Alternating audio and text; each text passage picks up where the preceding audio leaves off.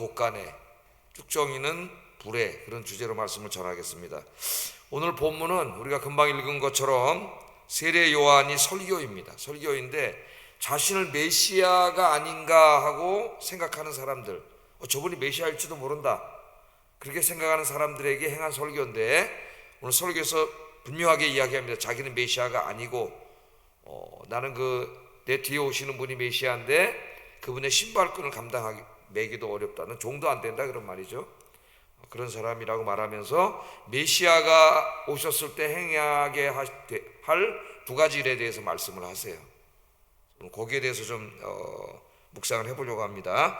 자, 첫째, 사람들이 세례 요한의 설교를 듣고 요한이 혹시 메시아가 아닌가 그런 생각을 했다고 성경이 말합니다. 15절 한번 읽어보겠습니다. 시작. 모든 사람이 요한을 혹 그리스도신가 심중에 생각하니, 우리가 잘 알고 있는 것처럼 그 예수님 당시에는 유대인들에게 아주 강력한 메시아 대망 사상이 있었습니다. 근데 그들이 기다리던 메시아는 우리가 생각하는 인류를 죄에서 구속해주는 구세주 그런 개념이 아니에요. 유대인들이 기다리던 메시아는 왕입니다. 이스라엘의 왕, 정치적인 의미가 강해요. 그래서 그 메시아가 왕으로 오셔가지고 군사를 모아서 자기들 식민 통치하고 있는 로마와 전쟁을 해서 자기 민족을 독립시키고 이스라엘이 중심이 되는 세계 질서가 재편되는 그런 메시아예요. 그런 일을 할 메시아를 너무나 간절히 기다렸습니다. 우리나라 사람들이 일본에게 나라 뺏기고 36년 동안에 조국 광복을 얼마나 기다렸습니까? 똑같은 거예요. 간절한 마음으로 메시아가 와서 그 일을 빨리 이루어주기를 기다렸는데, 세례 요한이 와서 막 이제 물세례도 주고 설교도 하고 막 이런 모습을 보면서 야, 저분이 메시아가 혹시 아닐까 하는 기대가 부풀어 올랐어요. 이게 이 세례 요한 이전과 이 이후에도 유대 사회에는 메시아임을 자처하는 사람들이 있었습니다. 나타나서 군사를 모아가지고 로마와 싸우고 막 이런 사람들이 있었어요. 사람들이 그를 막 왕으로 추대하고 그런 일들이 있었습니다. 여기 지금 이 사람이 메시아가 아닌가? 이거 만약에 당신은 메시아입니까? 오늘 그렇게 물어봤는데 내가 메시아다 그랬으면 어떻게 될까요? 이스라엘 사회 왕이 되는 거예요. 왕으로 막 추앙을 하고 떠받들고 이런 일이 벌어지는데, 오늘 세례 요한이 분명하게 이야기를 나는 메시아가 아닙니다 그런 식으로 얘기를 해요. 16절에 보면 요한이 모든 사람에게 대답하여 이르되 나는 물로 너희에게 세례를 베풀거니와 나보다 능력이 많으신 이가 오시나니, 그러니까 그분이 메시아라는 거죠. 오시나니 나는 그의 신발끈을 풀기도 감당하지 못하겠도다. 그러니까 이 세례 요한은 자신이 메시아가 아니라고 분명히 이야기를 합니다. 오늘 우리 사회에 제가 이렇게 기사를 보니까 자기가 메시아라고 주장하는 이단들이 50명이 넘는다래. 기자들이 밝혀낸 사람만. 내가 재림 예수다. 재림 예수. 예? 예수님 재림하셨어요? 안 하셨어요? 재림하셨어요? 안 하셨어요? 예수님 재림하셨으면 어떤 일이 벌어집니까? 우리가 성경에 그 말씀만 알아도 여기에 속지 않죠. 예? 데살로니가전서 4장 15절 17절에 보면은 예수님이 재림하실 때 일어날 일들이 상당히 자세하게 나와 있어요.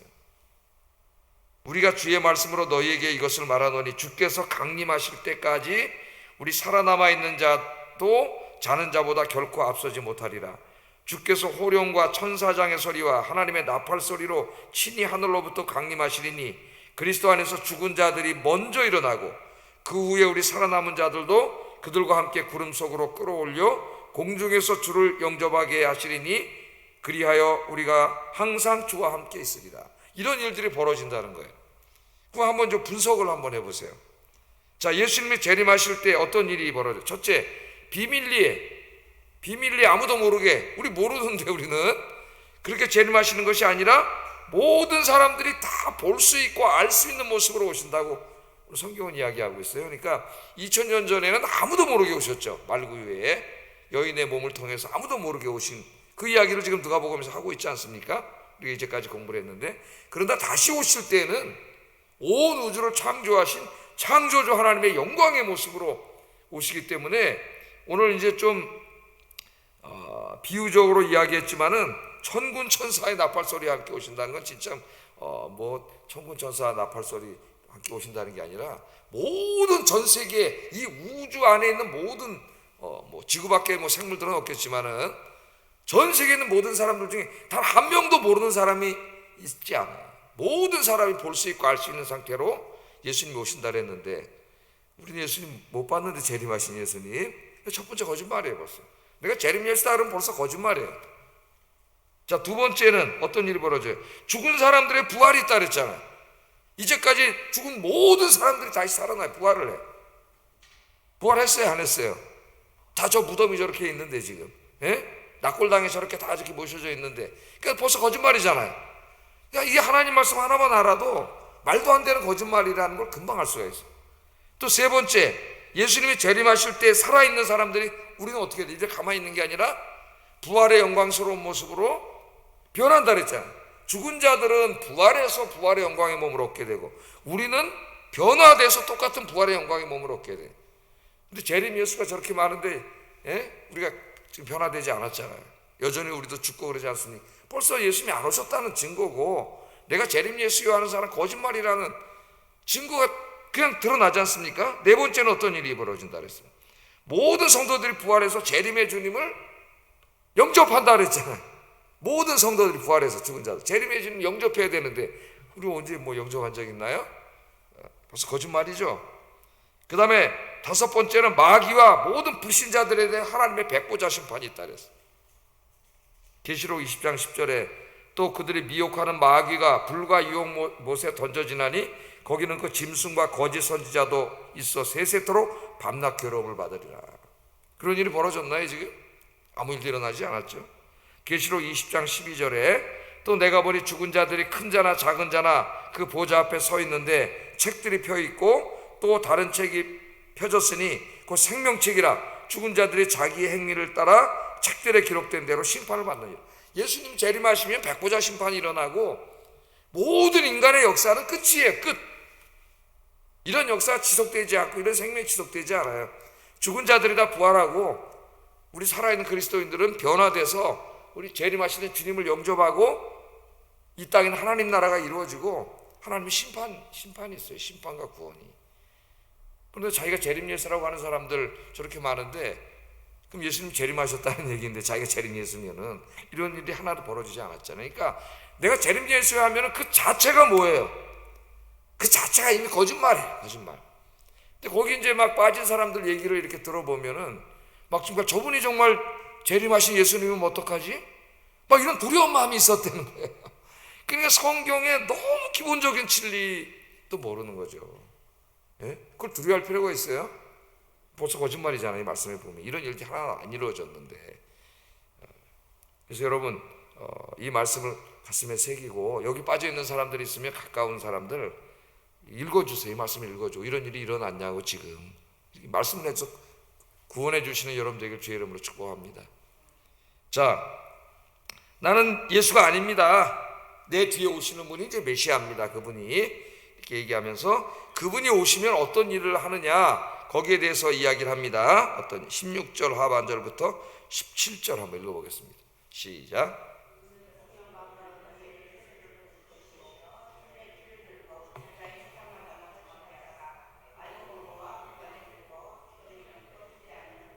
예, 두 가지 얘기합니다. 이제 메시아가 오시면 두 가지를 할 거다. 첫째는 성령과 불로 세례를 줄 거다. 이렇게 말하죠. 성령과 불. 성령으로 세례를 준다 그러면 쉬운데 또 불은 뭘까요? 불은. 요한은 지금 물로 세례를 주고 있습니다. 그 물로 세례를 줌이 뭐예요?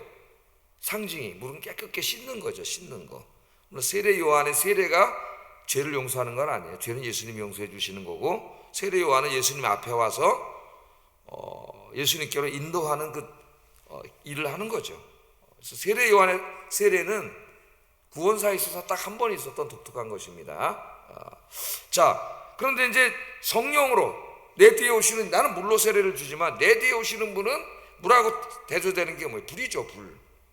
불은 좀 비유적인 표현이에요. 진짜 뭐 불로 우리를 세례 주면 우리 다 타줄게, 예? 그렇잖아요.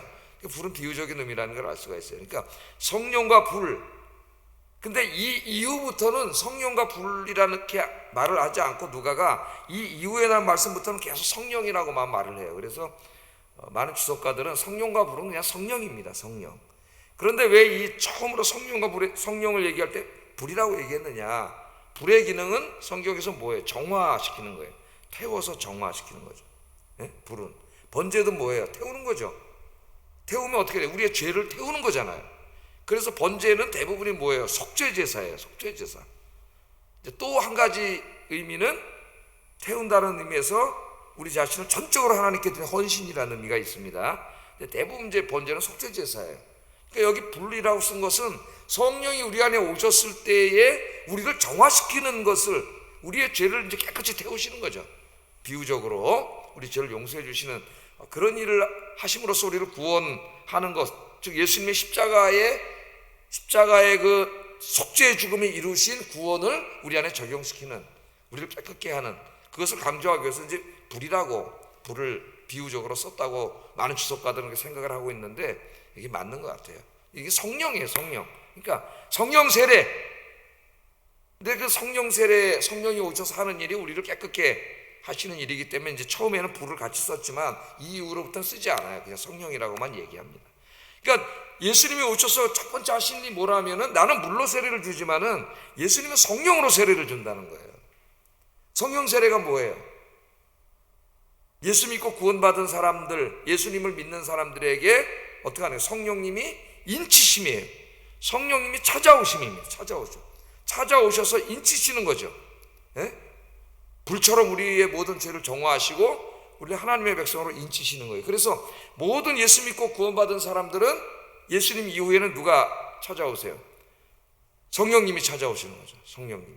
구약시대에는 그랬어요? 안 그랬어요? 구약시대에는 극소수의 하나님의 특별한 사명을 맡은 사람에게만 선별적으로 성령이 임했지만 이제 예수님이 오셔서 하는 일은 뭡니까? 모든 믿는 자들에게 성령으로 세례를 주셔. 그래서 이게 언제 이제 이루어졌어요? 오순절날 이제 약속하신 성령이 마가의 다락방에 이제 성령이 임하시면서 어떻게 됩니까? 성령이 모든 성도들에게 성령이 임하시죠. 그러니까 여러분들은 어떤 사람이에요? 성령 세례를 받은 사람이에요. 성령 세례. 내가 정말 내 마음으로 예수 그리스도를 영접한 사람들은 성령 세례 받은 사람들. 그러니까 성령 세례를 받은 사람들에게 물 세례를 주는 거예요. 현대교회에서는 세례요한의 세례하고는 좀 의미가 다르죠. 성령 세례를 받아서 자기가 구원의 확신이 있는 사람들에게 당회에서 이제 어떻게 해요? 문답을 통해서 이분이 정말 예수 그리스도를 구주로 영접했고 성령 세례를 받은 사람이라 하는 걸 확인하고, 그죠? 확인해서 어떻게 하는 겁니까? 교회에서 세례를 주는 거죠. 온 성도들 앞에서. 더 중요한 거는 성부, 성자, 성령 하나님 앞에서 이 사람이 성령 세례 받은 이제 그리스도인이 됐습니다 하는 거예요. 성령 세례를 받았는지 안 받았는지 우리는 모르지. 우리가 어떻게 알아요? 안 보이는데. 성령님이 하시는 일인데. 그래서 문답을 통해서 확인하는 거죠. 그 사람 거짓말하면 어떻게 해요? 인간의 알도리가 없어요. 그러나 그 사람은 성부, 성자, 성령 하나님 앞에서 거짓말하는 거죠. 큰일 나는 거죠. 예. 그래서 우리가 어떻게 돼요? 성령 세례를 다 받은 사람들입니다. 그럼 성령을 받았는지 안 받았는지, 성령님은 보이지 않는 하나님이신데 성령이 안 받은 사람은 구원받지 못한 사람이라 했죠. 바울이 로마서에서. 성령이 아니고는 누구도 그리스도를 주라 시인할 수 없느니라. 그렇죠? 성령을 받지 않았으면 구원받지 못한 사람이에요. 그럼 성령이 임한 걸 여러분은 아십니까? 여러분 성령이 임하신 분인지를 여러분 느끼세요? 어떻게 아세요? 어떻게 아세요? 보이지 않는데. 그래서 요한복음 3장 8절에 이렇게 말했죠. 바람이 임으로 불매 내가 그 소리는 들어도 어디서 와서 어디로 가는지 알지 못하나니 성령으로 난 사람 다 그와 같다. 그래서 성령은 원래 하나님의 숨결로도 표현되죠. 구약에서는 루하, 헬라어로는 푸뉴마지만은 루하 이런 말, 숨결. 예? 그 하나님이. 자, 그래서 바람이라고 얘기합니다. 바람이 부는 것과 같다. 바람이란 뜻도 있습니다. 루하에. 근데 이건 이제 비유적인 표현으로 바람은 보이지 않지만 바람이 불면 우리가 모두가 알잖아요. 머리카락도 흔들리고 뺨에 바람이 와서 부딪히고 옷도 흔들리고. 바람은 보이지 않지만 바람이 불면 우리가 압니다. 느끼는 것처럼 성령이 임한 사람도 똑같다는 거예요. 성령이 임한 사람도 성령이 임한 것을 자기가 느껴요. 그럼 뭘 느낄까? 오수절에서는 방언이라 하죠. 방언 안 받은 사람, 성령 안 받은 사람이에요. 그건 잘못된 가르침입니다. 그래서 성령이 임한 사람은 첫째, 그 마음에 구원의 확신이 생겨요. 구원의 확신. 그래서 세례 문답할 때 구원받았으면 고백을 하죠. 그리고 여기서 이제 구원받았냐고 목사가 이야기할 때 손을 들고 어떻게 해요? 예! 서약을 하잖아요. 이 서약이 성부, 성자, 성령 하나님 앞에서 하는 서약이에요. 이 서약은 굉장히 중요한 서약입니다. 예라고 다 서약을 하잖아요. 그 서약을 한 사람에게만 어떻게 해요? 물세례로 성부와 성자와 성령의 이름으로 세례를 주는가. 그럼 세례교인이 됐는데 그 사람은 이제 세례교인이 됐기 때문에 세례 받았다는 게 그냥 보통 일이 아니에요. 하나님의 백성이 된 영광스러운 이제 백성이 된 거죠. 구원의 확신이 생기고, 두 번째, 성령이 그 안에 찾아오신 사람은 성령이 가져다 주시는 기쁨과 평강이 있습니다. 기쁨과 평강. 뭐 이 세상에 줄 수 없는 거라 그랬잖아요. 우리 예수님이. 그 평화는 세상에 줄 수 없는 평강이에요. 성령이 주시는 기쁨과 평강이 있습니다. 우리 마음속에. 세 번째는 그 사람이 바뀌어요. 그래서 그 사람의 인격이 예수님 닮은 인격으로 바뀝니다. 한 번에 확 바뀌는 게 아니라 서서히 바뀌어가는 것이죠. 그죠? 꾸준한 신앙생활을 통해서 서서히 그 인격이 바뀌어가죠. 그 다음 네 번째는 삶에 있어서 도덕적인 변화가 일어납니다. 옛날에는 자기 멋대로 막 살았지만은 이제 말씀, 도덕의 원리인 말씀대로 완전하진 않더라도 하나하나 실천해가면서 신앙도 잘하고 인격도 성장하고 도덕도 성장하게 돼요. 이런 모습이 있고, 그 다음에 성령이 임하시면 권능을 주시고 복음에 대한 열정이 불타게 됩니다. 죽어가는 영혼을 볼 때 안타까운 마음이, 오직 성령이 너에게 임하시면 너희가 권능을 받고, 성경이 그렇게 얘기했잖아요. 그 마음이 불타게 됩니다. 자, 그리고 성령님이 임재한 사람은 행복해요. 주님으로 인해서. 자, 그러면 여러분 이런 체험을 하고 있습니까, 여러분? 어떤 분이 이제 생각할 수 있어요. 목사님, 성령이 임하시면 정말 그게 다 이루어지면 너무 행복할 것 같은데 왜 저는 때로 근심 걱정이 있고 기쁨이 없고 불안하기도 하고, 왜 그렇죠? 저는 구원 못 받았나요? 이렇게 생각할 수가 있어요. 나한테 성령님이 안 오신가요? 물론 안 오셨을 수도 있습니다. 그러나 성령님 임한 사람도 어떻게 돼요? 성령 충만을 잃어버리면 다시 불안하고 기쁨과 평강이 사라질 수가 있어요. 그러니까 성령은 어때요? 성령 세례는 취소되지 않습니다. 성령 세례로 성령을 거두어 가시면, 구약에서는 거두어 가시기도 하셨어요.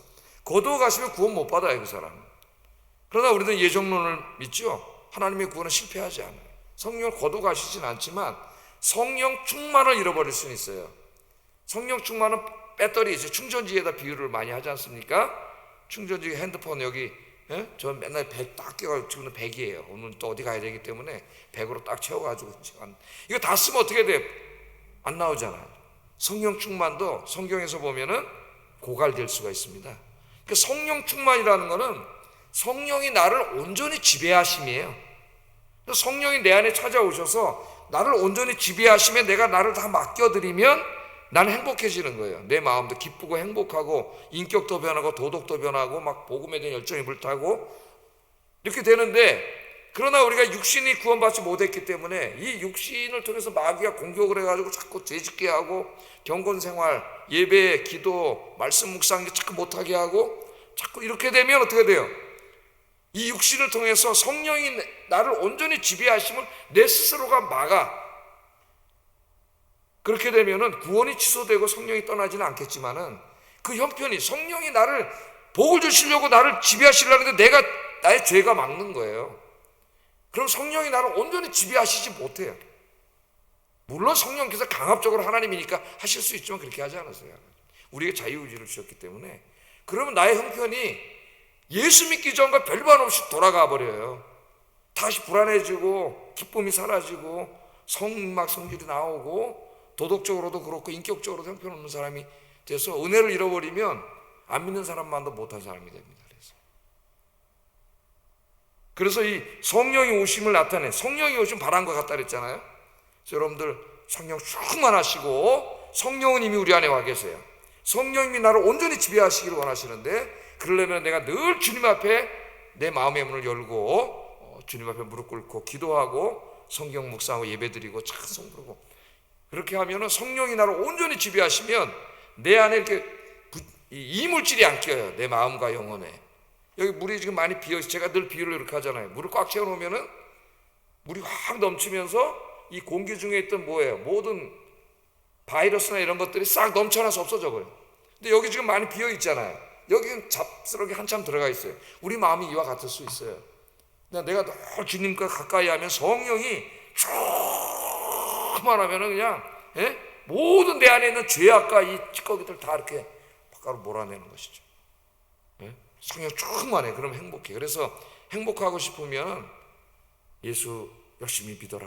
다른 거 하려고 그러지 마. 어리석게 신앙생활 열심히 하면 행복해지는데 왜 어리석게 다른 걸 하려고 할까? 왜 세상에 나가서 행복을 자꾸 찾으려고 할까? 주님 안에서 행복하신 여러분 되길 주의 이름으로 축복합니다. 자, 마지막으로 첫째는 이처럼 성령으로 세례를 주신다 그랬고 예수님이 이미 우리에게 주셨어요. 여러분은 성령 세례 받은 자국이 있습니다. 하나님의 인치심이 구원받은 백성이에요. 두 번째는 알곡은 곳간에, 쭉정이는 불에 던지는 일을 하신다는 거예요. 그러니까 예수님이 이 땅에 오실 때 구원만 위해서 오신 게 아닙니다. 구원을 하기 위해서 오셨지만 또 어떻게 돼요? 쭉정이들은 심판하기 위해서 오셨어요. 심판하기 위해서. 우리는 이제 예수님의 사랑을 강조하면서 구원을 강조하는데 그건 정말 중요한 것이죠. 그러나 그러다 보니까 쭉정이를 불에 던지는 이 부분을 자꾸 빼먹으려고 해요. 쭉정이를 불에 던진다고 하는 이 두 가지를 다 하기 위해서 오신 거예요. 17절 한번 읽어보겠습니다. 시작.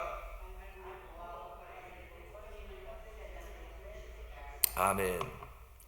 그래서 어떻게 보면 이 세상은 이 농부들이 채질하는 것과 똑같죠. 키질한다. 키질하는 거 여러분 잘 아시잖아요.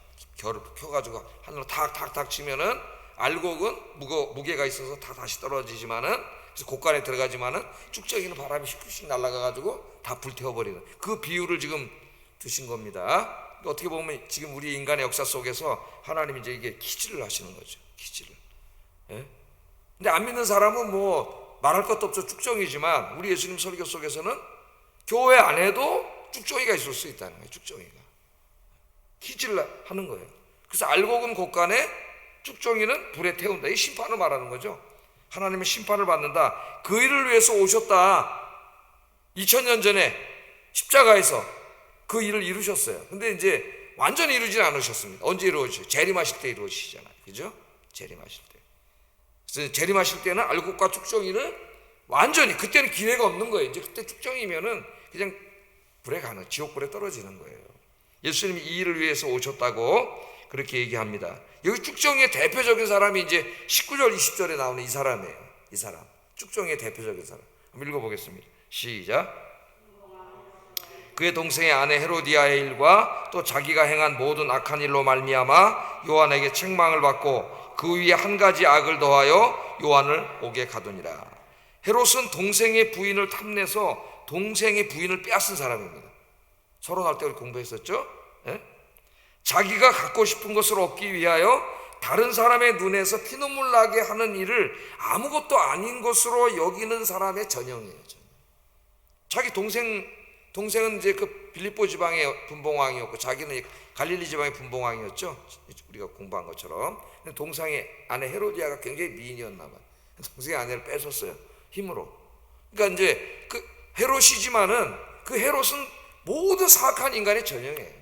자기가 원하는 거, 갖고 싶은 거, 소유하고 싶은 거, 이것을 얻기 무슨 수를 써서라도 얻는 사람이죠. 남이야 죽든 말든. 이게 오늘 자본주의 사회 아닙니까, 여러분? 많이 가진 사람들이 원하는 게 뭐냐? 그러니까 어떤 영화에서 그러더라고요. 더 많이 갖는 거. 더 많이 갖는 사람이 엄청나게 많은데 재산이 수조 원인데 당신 소원이 뭐예요? 더 많이 갖는 거예요. 어떤 사업을 하고 장사를 하는 사람의 소원은 뭐예요? 독점하는 거예요. 독점. 같이 먹고 사는 게 아니고 독점하는 거야. 회사 다니 내가 여기서 최고가 되고 다 이런 거잖아요. 내가 갖고 싶고 얻고 싶은 것을 위해서 모든 가치, 신앙의 가치, 성경의 말씀도 다 희생시키고 남이야 죽든 말든 이걸 다 얻으려고 하는, 이게 전형이 헤롯입니다. 그게 이제 동생의 부인은 가장 소중한 건데 그 여자도 요망스러운 여자지만은 그것을 뺏는 일로 나타나요. 이런 삶을 사는 모든 사람이 다 누구예요? 쭉정이. 하나님이 다 불에 태운다. 예수님이 그 일을 위해서 오셨다는 거예요.